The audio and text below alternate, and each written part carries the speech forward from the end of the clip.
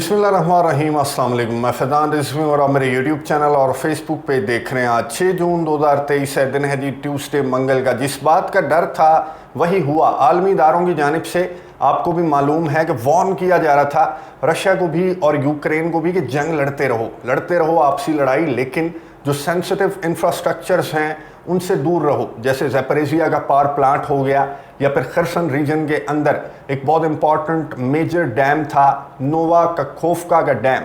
इसके हवाले से आलमी इदारे वार्न कर रहे थे दोनों ममालिक को, लेकिन दोनों ममालिक की जानिब से गुज़िश्ता 6-7 महीनों से एक दूसरे पर इल्ज़ाम आयद किया जा रहा था। दोनों सेंसिटिव इंफ्रास्ट्रक्चर्स की अगर बात करें, ज़ैपोरिज़िया का पावर प्लांट हो या फिर ये नोवा कखोवका का डैम हो, इसके हवाले से एक दूसरे पर इल्ज़ाम तराशियाँ कर रहे थे। रशिया कह रहा था कि Ukraine false flag operation plan कर रहा है, यूक्रेन कह रहा था कि Russia false flag operation plan कर रहा है। जो भी प्लान कर रहा था ये प्लान इम्प्लीमेंट कर दिया गया। 6 जून की रात गए नोवा कखोवका डैम, जो खरसन रीजन के अंदर जो मेजर डैम है, इस पर आकर मिसाइल ने हिट किया और ये डैम उस मिसाइल से तबाह हो गया। इस डैम का पानी, ये कोई आम बात नहीं है, मैं आपको बता दूं कि इस डैम का तबाह होना इस जंग को और एटलीस्ट यूक्रेन के काउंटर ऑफेंसिव को एक नया मोड़ ज़रूर दे देगा। इस डैम का पानी इस वक्त जब मैं वीडियो रिकॉर्ड कर रहा हूँ तो खरसन रीजन के अंदर जाना स्टार्ट हो चुका है। एक्सपर्ट्स कह रहे हैं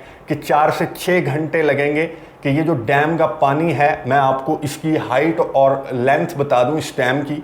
ये डैम जो है वो 98 फीट लंबा है, टॉल है, और 2 माइल्स इसकी लंबाई है इस डैम की, जिसका पानी खरसन रीजन के अंदर जाना स्टार्ट हो चुका है। 40 फीट ऊंचाई का पानी रिपोर्ट किया जा रहा है। घरों से भी ज़्यादा ऊंचाई है इस पानी की, जो कि खरसन रीजन के अंदर दाखिल हो चुका है। अब फिर से रशिया और यूक्रेन की जानिब से एक दूसरे पर इल्ज़ाम आयद किया जा रहा है। यूक्रेन ने सबसे पहले रिपोर्ट किया, यूक्रेन ने कहा लो जी उड़ा दिया रशिया ने डैम। रशिया ने कहा कि यूक्रेन ने डैम उड़ा दिया। अब मैं आपके आगे हकाइक रख दूंगा, नक्शे की मदद से आपको दिखा दूंगा कि डैम कहाँ पर वाक़ है और इस डैम के उड़ाने का किसको ज़्यादा फ़ायदा इस वक्त के अंदर है। अब आपने कमेंट्स बॉक्स में ये डिटेल्स सुनने के बाद अपनी राय का इजहार ज़रूर करना है। सबसे पहले देख लेते हैं कि खरसन रीजन है कहाँ।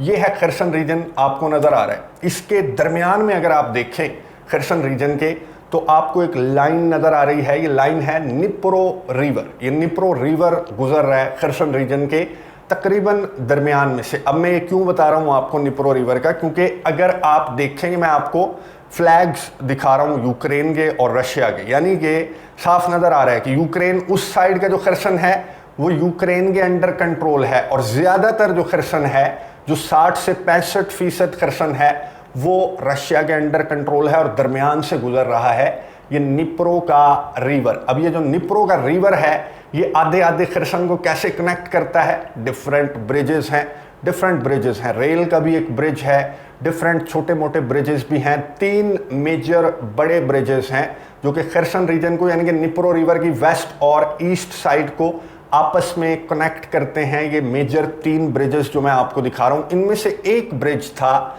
ये नोवा कखोवका का जो डैम है, इसका ब्रिज ये भी कनेक्ट करता है खरसन रीजन को वेस्ट से ईस्ट बैंक तक, ये भी कनेक्ट करता है। कुछ ज़्यादातर जो छोटे मोटे ब्रिजेस हैं वो रशिया जब खरसन रीजन से इनखला कर रहा था, आपको मालूम है कि रशिया पूरे खरसन रीजन को कंट्रोल कर चुका था, लेकिन रशिया ने जब यूक्रेन की जानिब से हमले हुए, यूक्रेन की रफ्तार तेज़ हुई, तो रशिया ने अपनी स्ट्रेटजी चेंज करते हुए क्या किया था?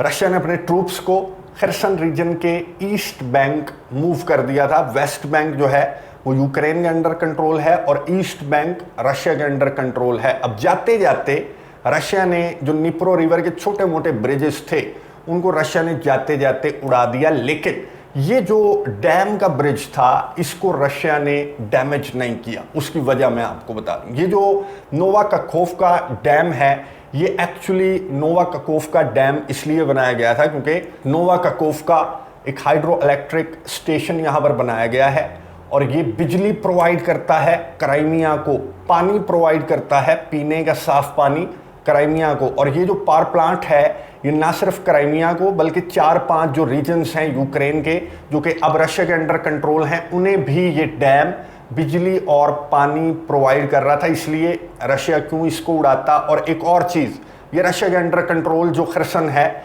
उसकी साइड पर ये डैम आता है, यानी कि ये डैम रशिया के अंडर कंट्रोल था और यूक्रेन ने इस ब्रिज को टारगेट किया था, लेकिन दरमियान में से नहीं, यूक्रेन ने दरमियान में से टारगेट नहीं किया था, साइड पे से टारगेट किया था।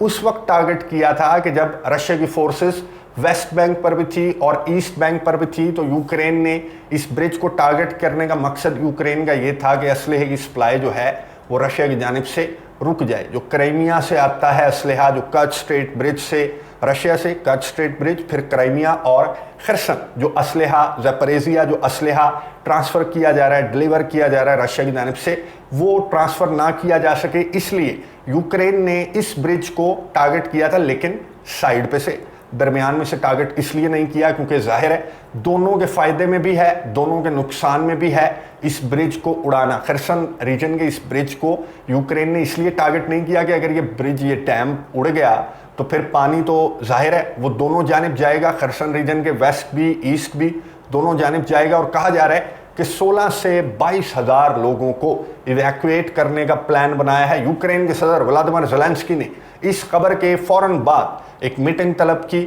और इस मीटिंग के अंदर यूक्रेन के सदर व्लादिमीर ज़ेलेंस्की ने पहले तो अपने इत्तेहादियों से, आलमी इदारों से, पूरी दुनिया से कहा, और मुझे भी एक जो व्हाट्सएप पर एक मैसेज है वो रिसीव हो चुका है, जो एम्बेसी है, सफारत खाना है यूक्रेन का, उसकी जानिब से कि ये देखो रशिया ने क्या किया, ये देखो रशिया ने क्या किया। और यूक्रेन के सदर व्लादिमीर ज़ेलेंस्की ने अपनी मीटिंग के दौरान यही बातें ज़्यादा डिस्कस की कि ये देखो रशिया की ब्रूटैलिटी, ये देखो रशिया का टेररिज्म, रशिया ने डैम भी नहीं छोड़ा, रशिया ने डैम उड़ा दिया, हम 22,000 लोगों को इवैक्यूएट करने में मसरूफ़ हैं। रशिया के सदर व्लादिमीर पुतिन ने भी एक मीटिंग चेयर की जिसमें इस डैम के मामले पर बात की गई। क्रेमलिन के तर्जमान दिमित्री पेस्कोव ने कहा कि यूक्रेन झूठा इल्ज़ाम आयद किया जा रहा है यूक्रेन की जानिब से रशिया पर। रशिया के अंडर कंट्रोल था ये डैम, ये ब्रिज, ये डैम, और ये ब्रिज ना सिर्फ साफ पानी मुहैया करता है क्राइमिया के अवाम को, बल्कि बिजली भी मुहैया करता है। ना सिर्फ क्राइमिया बल्कि जो डिफरेंट रीजन्स जो अब रशिया के अंडर कंट्रोल आ चुके हैं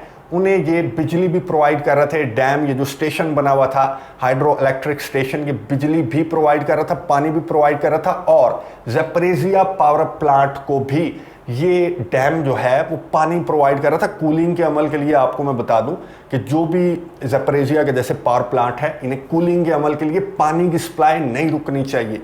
तो ये डैम तबाह होने का मतलब क्या है, नुकसान रशिया का क्या हुआ? रशिया का नुकसान ये है कि क्राइमिया को साफ पानी नहीं मिलेगा, क्राइमिया को बिजली नहीं मिलेगी, खरसन रीजन को, ज़ैपोरिज़िया को, मिकोलाइव को, जिन भी रीजन्स को इस डैम के थ्रू बिजली मिल रही थी उन्हें अब बिजली नहीं मिलेगी। ज़ैपोरिज़िया के पावर प्लांट के कूलिंग के अमल में भी जाहिर है खलल आएगा, लेकिन इंटरनेशनल एटॉमिक एनर्जी एजेंसी ने कहा है कि ज़ैपोरिज़िया के हवाले से ज़्यादा परेशान होने की ज़रूरत नहीं है, क्योंकि कूलिंग के अमल के लिए मज़ीद भी कुछ अल्टरनेट मौजूद हैं। ज़ैपोरिज़िया पावर प्लांट के अतराफ़ में कुछ इस तरह के तालाब वगैरह बनाए गए हैं कि कूलिंग के अमल में कोई खलल ना आए। कूलिंग का अमल अगर रुक जाए तो मैं आपको बता दूं कि या तो पावर प्लांट को बंद करना पड़ेगा या फिर पावर प्लांट जो है वो ब्लास्ट हो जाएगा, हीट अप हो जाएगा और ब्लास्ट कर जाएगा। तो खैर आलमी इदारे ने, इंटरनेशनल एटॉमिक एनर्जी एजेंसी ने कहा है कि ज़ैपोरिज़िया पावर प्लांट के हवाले से कोई फिक्र नहीं है, लेकिन ये जो डैम का पानी है ये बहुत तबाही फैलाने वाला है। बहुत सारे जो शहर हैं, जो देहात हैं,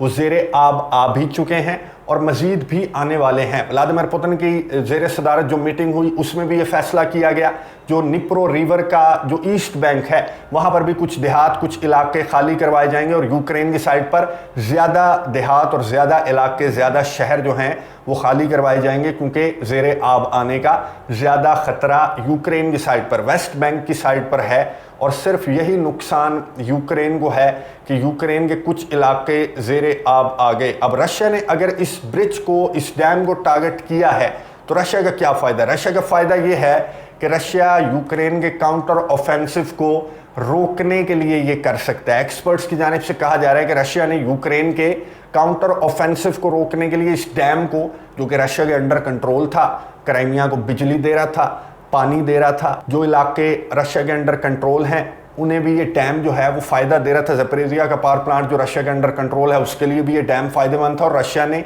ये डैम उड़ा दिया यूक्रेन के काउंटर ऑफेंसिव को रोकने के लिए। रशिया ने अपने पाँव पे कुल्हाड़ी मार दी है, मैं कैसे मान लूँ?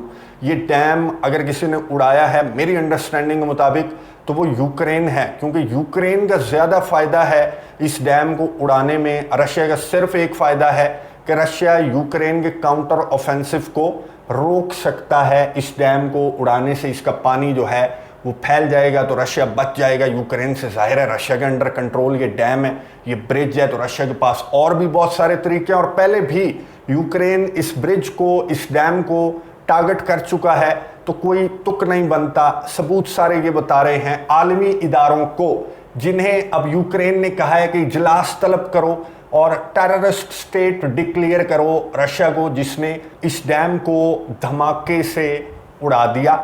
और हमारे लोग भी मुतासिर होंगे और हमें बहुत ज़्यादा इवैक्यूएशन भी करनी पड़ेगी। हमें मदद इमदाद के लिए भी कुछ दरकार होगा अपने इत्तेहादियों से, आलमी इदारों से। और हम सबसे ज़्यादा मुतालबा करते हैं कि रूस के सदर व्लादिमीर पुतिन को रशिया को एक टेररिस्ट स्टेट डिक्लेयर किया जाए। अब रशिया ने इन्वेस्टिगेशन का आगाज़ कर दिया है कि इस ब्लास्ट के पीछे कौन था। आलमी इदारों की जानिब से इस वक्त जब मैं वीडियो रिकॉर्ड कर रहा हूँ तो फ़िलहाल तो यूनाइटेड नेशंस की जानिब से कोई नोटिस नहीं लिया गया। बहरहाल पूरा फोकस इंटरनेशनल मीडिया का, पूरा फोकस आलमी इदारों का, रशिया और यूक्रेन का पूरा फोकस जो है वो इस डैम पर लगने वाले मिसाइल पर जा चुका है।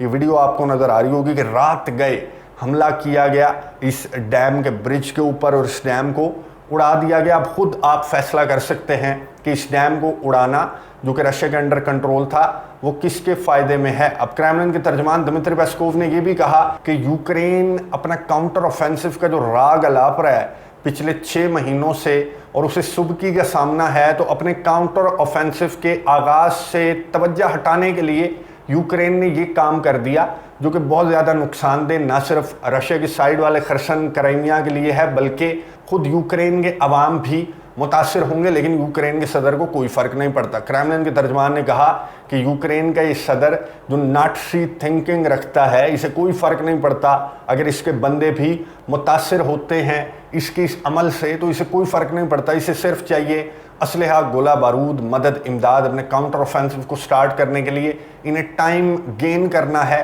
इस डैम का पानी अब 4-6 घंटों में फैल जाएगा। वेस्ट बैंक और ईस्ट बैंक जो खरसन का है वहाँ पर फैल जाएगा। काफ़ी सारे शहर जो हैं वो ज़ेरे आब आ जाएंगे और यूक्रेन के काउंटर ऑफेंसिव की जो सिमत है वो इस डैम के टूटे जाने से, इस पानी के आ जाने से, यूक्रेन के काउंटर ऑफेंसिव की अगर सिमत ये थी, जो कि कुछ रिपोर्ट्स में बताया गया था कि यूक्रेन के काउंटर ऑफेंसिव का फोकस है क्राइमिया, लेकिन कुछ रिपोर्ट्स बता रही हैं, जो कि एविडेंस भी नज़र आ रहे हैं कि यूक्रेन के काउंटर ऑफेंसिव की सिमत है रशिया के बॉर्डरिंग रीजन्स। अगर यूक्रेन के काउंटर ऑफेंसिव की सिमत थी ये क्राइमिया, तो फिर वो सिमत तो पानी में चली गई इस डैम पर हमले के बाद। अब यूक्रेन के काउंटर ऑफेंसिव की सिमत अगर सरहदी इलाके हैं तो वो तो खुले हैं और वहाँ पर लड़ाई भी जारी है। सेपरेट वीडियो के अंदर जो बेलगरद रीजन की सिचुएशन है वो भी आपको आगाह कर दूंगा। कमेंट्स बॉक्स के अंदर आपने इस डैम पर लगने वाले इस मिसाइल के हवाले से अपनी राय का इजहार ज़रूर करना है कि किसके फ़ायदे में था